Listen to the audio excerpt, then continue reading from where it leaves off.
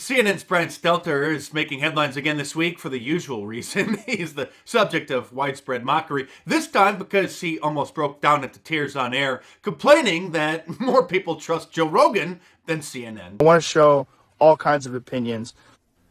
Which sounds great, but not all opinions are created equal. You think about major newsrooms like CNN that have health departments and desks and operations that work hard on verified information on COVID-19. And then you have talk show stars like Joe Rogan who just wing it, who make it up as they go along. And because figures like Rogan are trusted by people that don't trust real newsrooms, we have a problem that's much bigger than Spotify, much bigger than any single platform, Kate. But that's what's at the heart of this right now. Yeah, but you're right. It is getting at something bigger that isn't going to be solved in one Joe Rogan video or one statement from Spotify, that's for sure. Gee, I wonder why so many people trust a pot-smoking podcaster over a cable news channel whose trademark slogan is the most trusted name in news. When they took a video that Joe Rogan posted on Instagram announcing that he had the coronavirus and he was talking to doctors about doing certain things that you're not allowed to talk about on YouTube. And then CNN put a green or a gray filter over Joe's video to make him look like he was on the verge of death. This when one of their top talking points for the day was to smear him as taking horse dewormer. Here's the actual video that he posted explaining his situation, where you can clearly see he doesn't look like Frankenstein. Take a look at the two side by side where you can clearly see the deceptive and despicable, really quite hilarious filter that CNN did on the video. But then it gets even better because their friends in the liberal media industrial complex decided to fact check the false claims that CNN had doctored the video because so many people were posting about it on Facebook. And so the Associated Press, the trusted AP, investigated and declared that CNN did not alter the video in any way. There is no evidence that the video color was manipulated in CNN news segment. What are you going to believe, Facebook's fact checkers or your lying eyes?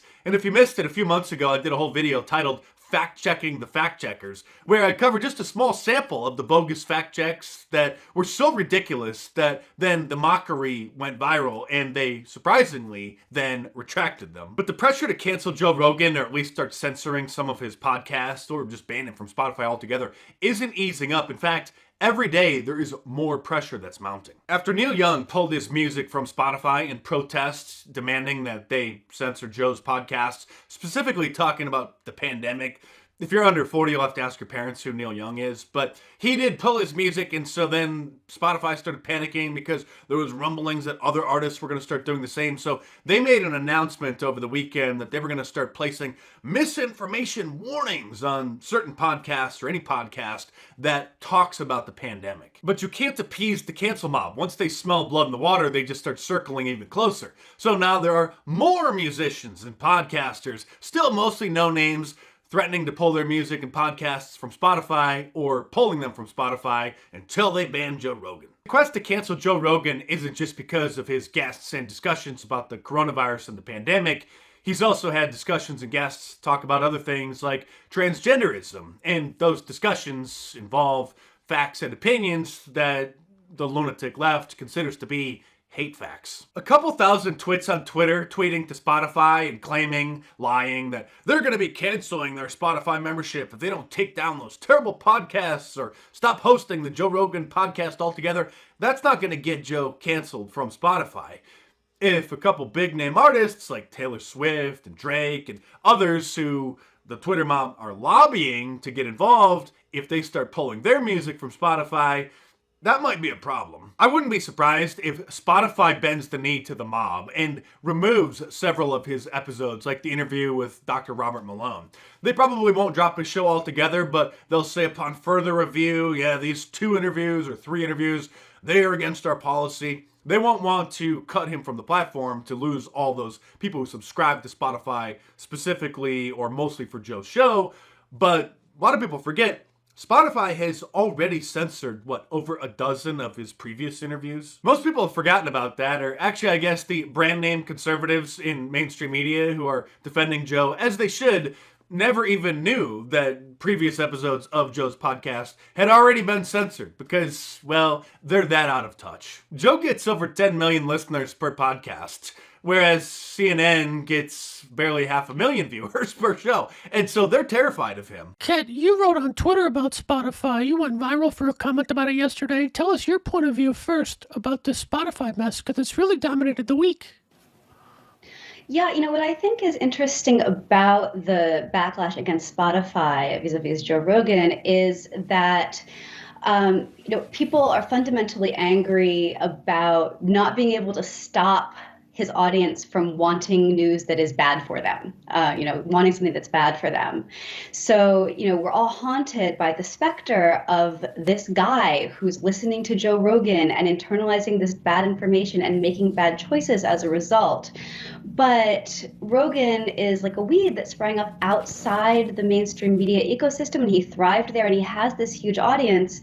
And that's what's really scary, that Spotify could kick him off tomorrow, and it wouldn't make a dent. It wouldn't make a dent in his audience. People would still listen to him. And crucially, they still wouldn't trust more mainstream media sources. And I think that's what's really, really frightening to people. It's scary and frightening. Nobody trusts the mainstream media anymore, which is why they're working continuously to try to suppress and censor independent voices. And it's not just Joe Rogan's podcast. As you know, they've been focusing largely on Twitter, Facebook, and YouTube. Now they have podcasts in their sites, and not just Joe Rogan's.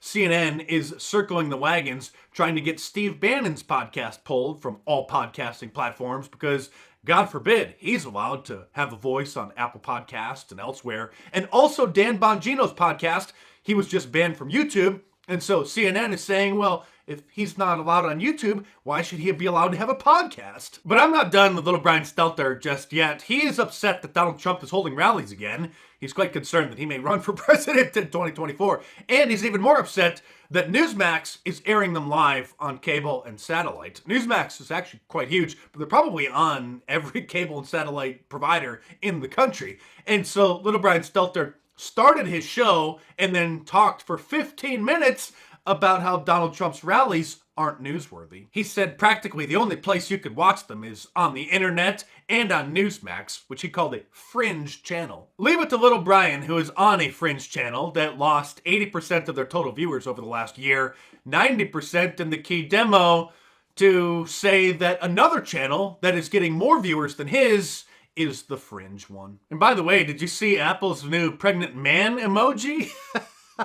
That's only half a joke, by the way, because in case you haven't heard, Apple really is releasing a new, what they're calling, pregnant man emoji, of course, in the name of diversity. There is a reason for this. It is liberalism, and to help spread the word, order a Liberalism Find a Cure shirt from my online store on markdice.com, or click the link in the description below. Or what do you think of my new Science Proves Democrats Are Brain Dead shirt? Both available in a t-shirt, long sleeve, and a hoodie, and a whole bunch of different colors as well. So head on over to markdice.com or click the link in the description below and check them out.